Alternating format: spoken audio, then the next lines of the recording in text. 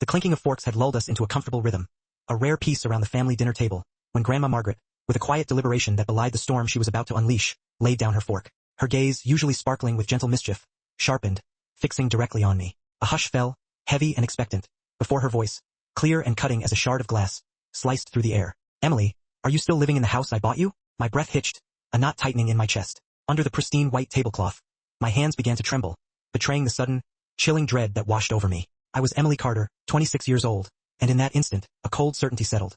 Something was profoundly, irrevocably wrong.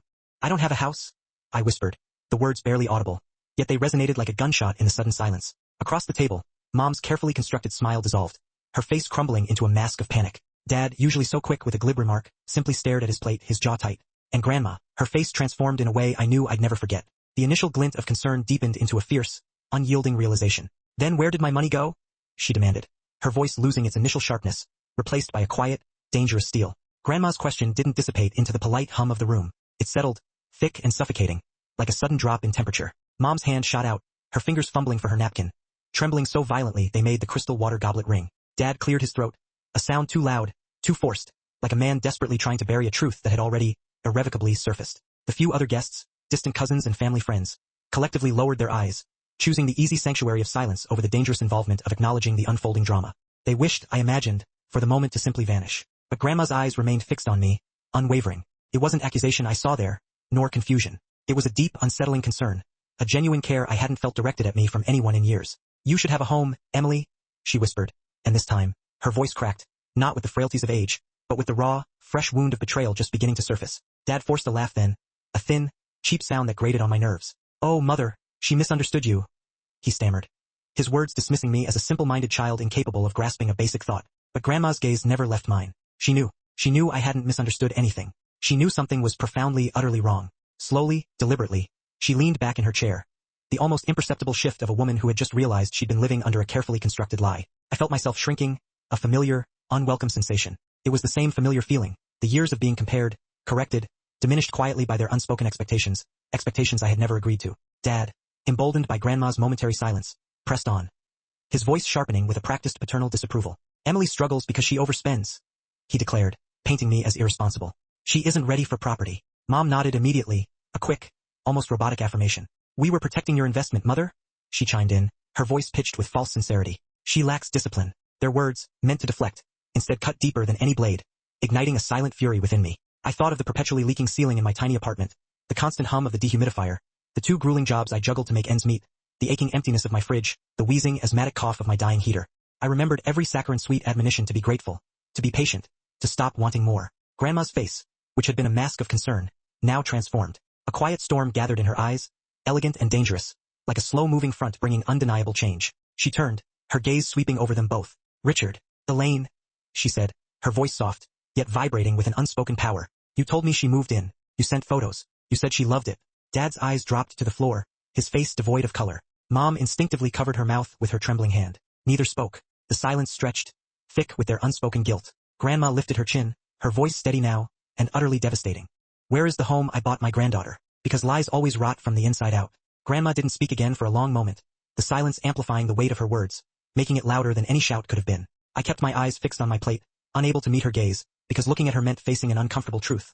Not just about the missing house, but about the years I'd survived, invisible without anyone truly noticing. Finally, she turned to me, her voice softening slightly, but holding an undeniable command. Show me where you live, she said quietly. Tonight. Dad flinched, a sharp, involuntary jerk. Mom froze, her eyes wide with undisguised panic.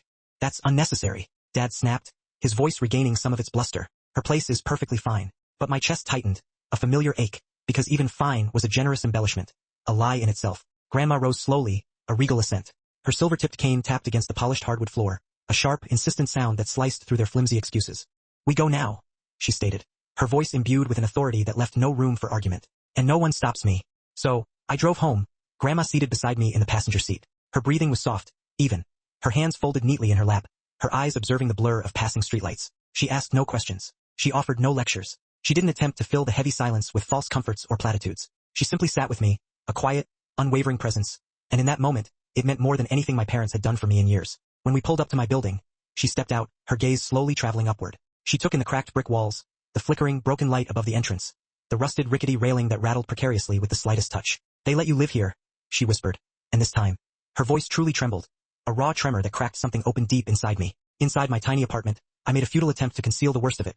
The window frame held together with yellowed tape, the stubborn patches of mold I could never quite scrub away, the ever-present bucket diligently catching the rhythmic drip from the ceiling. But Grandma saw everything. She walked slowly through the cramped space, her fingertips brushing lightly against the peeling paint, the threadbare fabric of the worn couch, the icy draft seeping in from the ill-fitting window. "Emily," she whispered, her voice thick with emotion. "You survived more than they ever admitted." Her words, a sudden validation, finally cracked me wide open. The dam of unspoken hardship burst. I told her everything. About the constant, gnawing hunger from missed meals, the exhaustion of the second job, the nights spent layering sweaters because the ancient heater had failed again. I confessed the deep-seated shame, the insidious belief that maybe I wasn't worth more than this, that perhaps I deserved their neglect. Grandma took my hands gently, her touch grounding and warm. "My dear girl," she said, her eyes brimming with a fierce protectiveness. "They didn't just fail you, they built their comfortable lives on your silence, on your suffering." And in that moment, I saw the truth not as a festering wound, but as potent evidence. Something tangible, something I could finally hold, something I could use to rewrite my own story. "Tomorrow," Grandma declared, her voice firm with renewed resolve, "we stop letting them rewrite your life, because I realized silence truly ends when someone finally listens." Sleep was a fleeting, elusive thing that night. I barely drifted off, and I knew Grandma hadn't either. From the guest room, I could hear her soft movements, the rustle of papers, the faint, rhythmic tap of a pen, as if she were meticulously preparing for something inevitable, a reckoning long overdue. By morning, we were both dressed early. Her coat was buttoned precisely, her cane gleamed, newly polished, and her expression was carved from quiet, unyielding steel. At precisely 9 a.m., we walked into Jonathan Hale's office together. My heart thudded a frantic rhythm against my ribs, a wild drum of apprehension.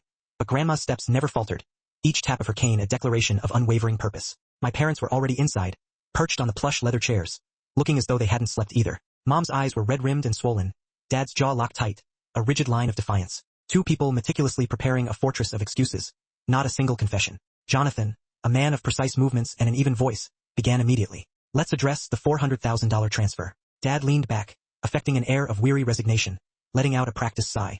"We were overwhelmed," he began, launching into his well-rehearsed narrative. "We thought Emily wasn't ready. We meant no harm." Grandma didn't blink, her gaze unwavering. Jonathan, ignoring Dad's performance, slid a document across the polished desk toward them.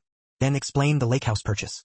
Mom inhaled sharply, a choked gasp. Dad's face drained of all color, leaving him pale and stark. Jonathan continued, calmly unfolding a stack of receipts like evidence bags, meticulously detailing renovations, designer furniture, lavish vacations, exclusive jewelry, all tied to the same account. Dad exploded then, his composure shattering.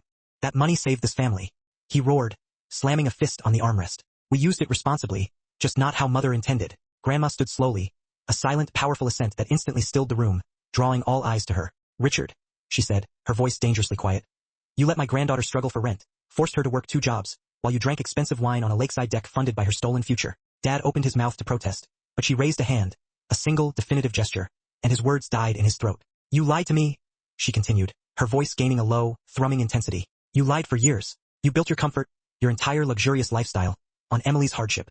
Her voice didn't rise in anger. It didn't need to. His quiet devastation was far more potent. Jonathan, observing the unfolding drama with detached professionalism, folded his hands. "There's also the estate update," he stated, his voice cutting through the lingering tension. "Mrs. Carter has revised her will." Dad tensed, his shoulders hunching. Mom's breath hitched, a strangled sound. Jonathan began to read aloud, each word a slow, controlled explosion in the hushed room. "Emily Carter is designated as the primary heir. Emily Carter will inherit the trust. Emily Carter will receive the Carter holdings." Mom gasped, a high, piercing sound. Dad lurched forward, his face contorted in disbelief and rage. "You're giving everything to her?" His voice cracked, raw with outrage. "She didn't earn that. We built this family. We held everything together." Grandma's stare hardened, becoming as cold and sharp as obsidian. "No, Richard, you held everything back." Dad slammed his hand on the table, the sharp crack echoing through the room. "She's manipulating you. She's always been weak." "Enough." Grandma's cane struck the floor then, a single, sharp crack that seemed to physically still the very air, silencing everyone. "She survived what you caused. That's strength." Dad stepped back, as if the truth, delivered with such unwavering conviction, had physically struck him. Jonathan slid one final document across the table. "The Clearwater Bend property will be transferred to Emily Carter. 7 days, no extensions." Mom began to weep, quiet, racking sobs. Dad stared at the paperwork, his world visibly cracking at the edges. Grandma turned to me, her expression softening infinitesimally. "We're almost done, sweetheart." Then she faced them again, her gaze unwavering. There was no anger now, only a profound heartbreak sharpened into an unyielding resolve. "The lies end today," she declared, her voice resonating with finality. "Because you can't steal a future without losing your own." The days following that seismic meeting felt surreal, cloaked in an unsettling quiet, heavy with anticipation, like the breathless air before a storm finally breaks. Grandma moved with a calm, deliberate purpose, as if she had spent 10 years meticulously preparing for this exact reckoning. Every document Jonathan requested already filed, every contingency considered. I stayed close to her, absorbing more wisdom and understanding in those 2 days than in the entire 26 years I'd spent with my parents. On the third morning, Jonathan called. "The transfer is signed," he said, his voice quiet, almost reverent. "They surrendered the lake house." Just like that. The sprawling, elegant place they had flaunted for years, the very property purchased with my stolen future, was mine. But Jonathan hesitated. "There's more," he continued, his voice dropping slightly. "They're filing appeals, and your father is blaming you publicly." My stomach lurched. "Blaming me for what?" I asked, my voice thin. "For manipulating your grandmother. For turning her against them." The words hit harder than I expected, igniting a familiar, bitter ache of injustice. Grandma listened silently as I relayed Jonathan's warning. When I finished, she set her teacup down with a soft click. The delicate porcelain trembled slightly, but her hands, I noticed, did not. "Let them talk," she said, her voice steady and wise. "Lies age quickly. Truth endures." But the truth, I knew, was always complicated. I had spent years carrying the weight of their silence, enduring their thinly veiled comparisons, their subtle punishments disguised as well-meaning advice. Now they were attempting to rewrite the story again, casting me, their victim, as the villain. That very afternoon, Dad appeared at my apartment, unannounced and brimming with raw rage. He pounded on the door, shouting my name, his voice thick with unbridled fury. I only opened it because Grandma stood protectively beside me. He tried to push his way inside, his face contorted with anger, but Grandma, with a quiet authority that brooked no challenge, lifted her cane, blocking his entrance with a firm, unwavering barrier. "You don't dictate this anymore, Richard," she said, her voice a low, steady current of power. Dad's face twisted, a mask of accusation. "You poisoned her mind. You took everything from us." Before Grandma could respond, I stepped forward, my voice finding a strength I hadn't known it possessed. "No," I said, my gaze meeting his, firm and unflinching. "You took everything from me first." He scoffed, a sneering, dismissive sound. "You don't deserve any of this. You couldn't handle a house. You couldn't handle real responsibility." His words, once capable of crippling me, should have hurt. But they didn't, not this time, because I wasn't standing alone. Grandma placed a warm, reassuring hand on my shoulder. "She handled your neglect, Richard," she stated, her voice sharp with truth. "She handled your absence. She handled your silence." Her voice grew even sharper, a cutting edge of indignation. What she couldn't handle was believing it was her fault. Dad's mouth opened, but no words came out, his bluster finally deflating. Grandma continued, her voice calm and utterly devastating.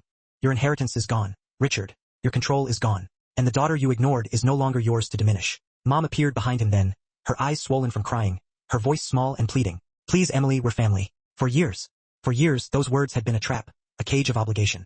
Tonight, they didn't even reach me. "We were family," I said softly, my voice filled with a quiet finality. "Until you chose comfort over me." The door closed, sealing them out, leaving only their stunned silence in its wake. For the very first time, I felt the balance shift, not in anger, but in profound clarity. Because letting go wasn't a punishment. It was, I realized, pure survival. The lake house was quiet the first night I slept there. Too quiet, almost unreal in its vast stillness. I moved slowly through each room, my fingertips tracing the walls, the cool glass of the windows, the expansive spaces that should have held years of cherished family memories. These were spaces that had been stolen from me. Yet now, finally, they were mine to reclaim, to imbue with my own future. Grandma visited often. She would sit by the tranquil water with me, wrapped in her soft gray shawl, her polished cane resting patiently beside her. Sometimes she would share old stories, tales from a past I barely knew. Other times, she would simply sit in comfortable silence, her presence a quiet balm, healing things within me I hadn't even known were broken. The legal paperwork settled quickly, the last vestiges of contention fading into quiet resolution. The appeals my parents had filed eventually dissolved into nothingness. Dad stopped calling altogether, his last desperate attempt at control finally exhausted. Mom sent one last letter, a carefully worded epistle of apologies meticulously wrapped in a tissue-thin layer of excuses. Grandma asked gently, "Do you want to answer?" I shook my head, a sense of peace settling over me. Some closures, I realized, don't need words. Some truths stand, clear and unyielding, without explanation. I transformed one of the sunlit rooms overlooking the water into my own studio, filling it with warm light, scattered sketches, soft fabrics, and the profound quiet I had begged for my entire life. Work came easier now, creativity flowed freely, and breathing felt new, unburdened. Living, truly living, felt like a fresh beginning. When the first delicate snow of winter arrived, blanketing the landscape in a pristine hush, I stood on the deck, watching the flakes descend softly over the still surface of the lake. I held Grandma's soft wool scarf close. It sent a comforting embrace, and I whispered into the cold, crisp air, "I'm safe now, because I was." Not because of the house, magnificent as it was, not because of the money, liberating as it felt, but because I had finally, fully and unapologetically chosen myself. Grandma squeezed my hand that night, her eyes sparkling with pride. "You've built a beautiful life, Emily," she said softly, "and you did it with honesty, not inheritance." Peace didn't roar into my life like a triumphant storm. It arrived softly, gently, like the first snowfall on still water. A quiet, undeniable presence. Because sometimes, the life you truly deserve begins the very moment you refuse to shrink.